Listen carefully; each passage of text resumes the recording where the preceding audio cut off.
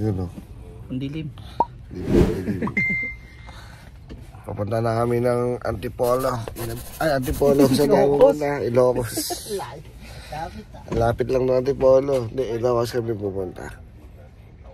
Bukas yung gig, pero ngayon 12 midnight na halos yan. Hindi kami aalis.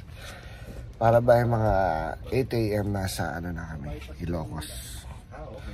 Tapos makakapahinga pa. Samahan nyo kami, kita-kits tayo. Hindi ako nagka-ano eh. Kasalanan ni BJ yun eh. Hindi ako nagkakape. Stopover number 1. KFC.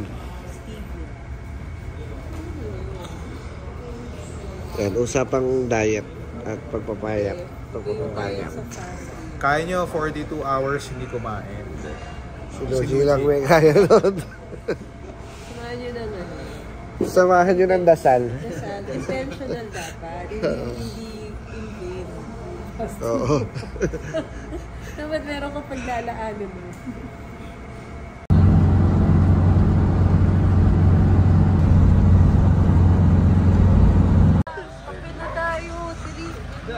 Ito na tayo sa vegan. Yan. Sa Intramuros. Dito tayo mag-stay. Mamayang gabi yung tugtog natin. Sa kabilang side. Sila, ayaw pa yata nila matulog. Gusto nilang gumala muna magkape. Testingin natin pang vlog. First time ko gagamitin pang vlog to. Ba't na lang may mic? Oo nga no, hindi ko na nadala eh. Dami ko nadala eh. Hindi kasi naman pang-vlog. Ano? Andito na kami sa Calle Crisologo. Mamaya pong gabi pa yung gig. Sa Kawayan. Hindi natin sa Kawayan. Kawayan nga, sa Kawayan. Kawayan ba yung gig? Oo.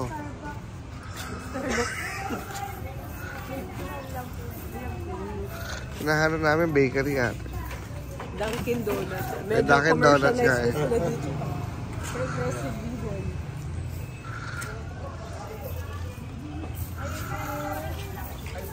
Para sa mga aswang. Para kayo Dan, no? Dan, para sa'yo. Para sa mga inaaswang dyan. Pangaswang. Aswang. Meron po kayo yung sibuyas. Maliliit na sibuyas. Tanong mo kung meron silang barrel man. Uso pa ba yun? Eh meron daw dito. Meron. Meron nyo. O yun o, barrel man. Ayun o. Tsaka yung ashtray na ano. May handle. Yun. Natulog na kami. Tapos eto. Kagising namin. Lunch na. Dami namin pagkain. Pero problema namin. Wala kaming lamesa. Eto. Yan. Pang 3 tao lang yun. Sa amin tatlo ni Kiko. Tsaka ni Mark. Yan. Wala kaming lamesa eh. Problema. Si Kiko. Dito na si Kiko. Si Kiko Montecillo. Kain na. Yan na. Lumabas muna tayo kasi maghahanap ako ng 7-Eleven. May mga kailangan lang akong bilhin.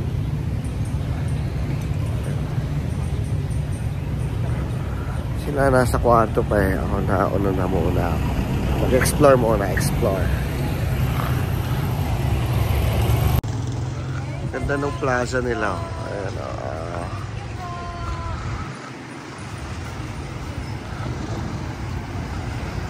Yan.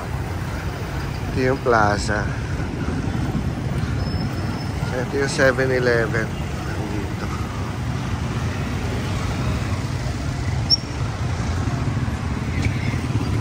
Medyo may pagka-Pasig vibe yung lugar na pala. Parang siguro ganito rin tsura ng Pasig dati. Nung unang panahon.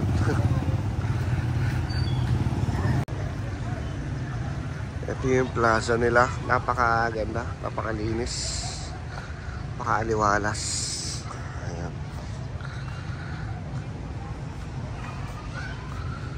Ayan o. Ganda dito. Sobrang ano. Ang liwalas tignan. Oh, ayan o. May mga nagtitinda dito. Bata naglalaro. Tahimik yung lugar. Relax lang. Chill. Gala tayo. Samahan niyo ako.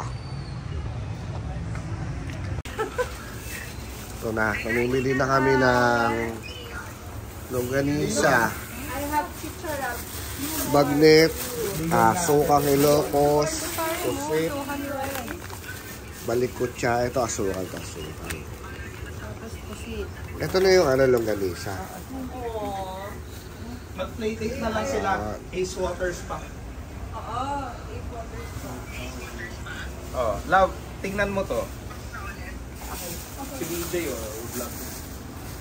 Ano ba sa bago? Discount wala ba?